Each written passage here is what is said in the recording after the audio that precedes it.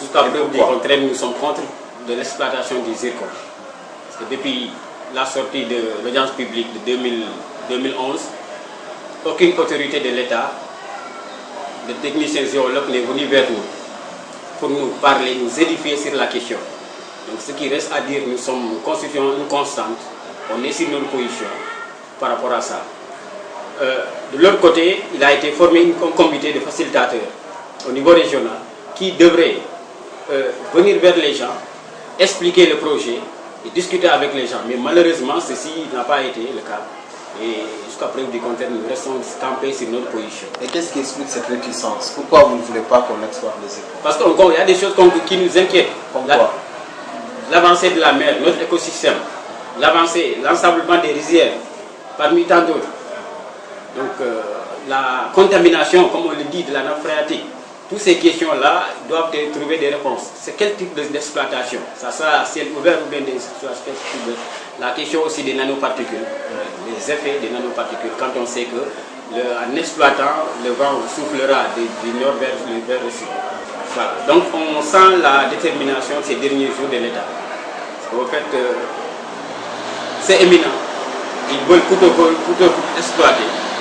Mais l'État, en principe, n'est pas sur la même longueur d'onde que ses facilitateurs. Là où les facilitateurs ont échoué et que là où l'État était absent pendant tous ces moments, il veut vraiment venir se concerter avec la population. D'abord, donc on n'a pas tellement senti une pression du côté de l'État. Notre dernière rencontre a montré qu'effectivement, le sous-préfet nous a interpellés pour nous dire qu'il veut nous rencontrer. On a même calé une date pour lui pour ça. Mais malheureusement, c'est intercalé avec l'audience publique du lundi. Alors qu'on devrait rencontrer le sous-préfet le 9. Il est d'accord de la date. Donc comment se fait-il que maintenant, en voulant accélérer les choses, peut-être qu'ils sont contraints par le temps aussi au niveau de la Banque mondiale et au niveau international. Il faut qu'ils fassent comme ça. Maintenant, on est là, on attend de toute façon. Audience publique ne veut pas dire validation du projet. Alors ça va consister encore une fois à écouter les populations, à écouter les techniciens, satisfaire notre demande par rapport à nos inquiétudes. Si nous sommes satisfaits, je pense que nous sommes tous les citoyens. Mais présentement, quand ces besoins-là d'inquiétude ne sont pas pris en compte, je pense que voilà quoi. Comme le disent les autres, les facilitateurs, ils invitent l'État à bander ses muscles. En bandant ces muscles, je pense que le contexte actuel ne s'y prête pas. Quand on pense qu'il faut pousser le Sénégal vers une situation émergente, il ne faut pas chercher aussi à immerger d'autres populations qui sont contre telle ou telle chose. Est-ce que vous allez prendre part à cette audience publique, vous qui êtes contre l'exploitation? Voilà, donc nous sommes des patriotes. On se réunit tout le temps, ordinairement dans les villages.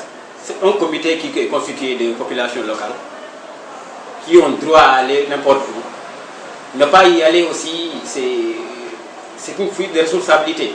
Je pense que nous avons réitéré ce qu'on a eu à dire en 2011. Nous avons aussi noté l'absence de l'État jusque-là, parce que 2004 jusque-là, il n'y a pas un agent de l'État, géologue, ou bien un technicien qui est venu pour dire que, attendez, vous avez peur de ceci, vous avez peur de cela, mais voici, voilà, il n'y a pas de danger, etc. etc. Donc si aujourd'hui, la date est proche, on veut accélérer, poser sur l'accélérateur pour dire qu'il faut vaille exploiter, on va y aller, on va y aller. Et jusqu'où comptez-vous aller dans cette opposition? Jusqu'à ce que vraiment mon compte soit édifié. Édifié par rapport à notre cadre de vie, édifié par rapport à l'avenir de notre écosystème, édifié par rapport à notre position de curiosité par rapport à ça. Et le seul garant de cela, c'est aujourd'hui l'État qui doit prendre des choses en main. Et d'emblée, nous avons donné un carton rouge à ce comité de facilitation qui est formé au niveau régional, qui tente aujourd'hui d'aggraver la situation, de compliquer la situation. Et vous pensez que ce comité n'arrange pas les choses? C'est un comité de complication comme vous l'avez dit. Oui, je dis qu'encore une fois, depuis 2011-2012, ce comité a été sur place. Comment est-ce qu'un comité de facilitateur, un facilitateur c'est quoi? C'est quelqu'un qui va aller à l'écoute. D'abord, il ne prend pas de position par rapport à quoi que quoi. Donc il va écouter les deux camps, ensuite maintenant apporter des termes de réponse pour satisfaire les autres. Mais si on ne le fait pas, on se limite à Dakar, à Ziguinchor. On se dit que voilà, on a fait ça, on a fait ça. Moi personnellement, ni moi, ni les autres membres du comité, personne ne les a abordés depuis 2011 pour les dire que venons, on parle. Et pourtant, nous les attendons, on les tend la main pour dire que, voici, vous dites que vous êtes d'accord du projet. Nous ne sommes pas d'accord.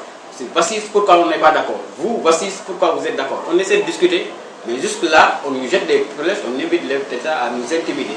Aujourd'hui, nous sommes dans des situations de menace. À travers, donc on dit que voilà, nous avons une liste de ce comité au bureau du gouverneur. Peut-être que nous attendons à être arrêtés ou bien à être poursuivis. Ce n'est pas notre problème. Le problème aujourd'hui, c'est l'intérêt de la population locale. Donc nous avons reçu des menaces par rapport à ça, ça ne nous fait pas peur. D'ailleurs, ça nous motive davantage. Parce que tout ce qu'on cherche aujourd'hui, c'est que la population locale soit édifiée. Maintenant, si toutefois que la population locale est édifiée par rapport à la question, c'est la population locale de décider. Nous sommes là comme mandataires de cette population locale-là. Mais on ne cherche pas de titre politique, on ne cherche pas d'enveloppe financière par rapport à la question. Mais est-ce que la population est avec vous? En principe, vous pouvez vérifier de vous-même. Demain, on va se réunir, en principe.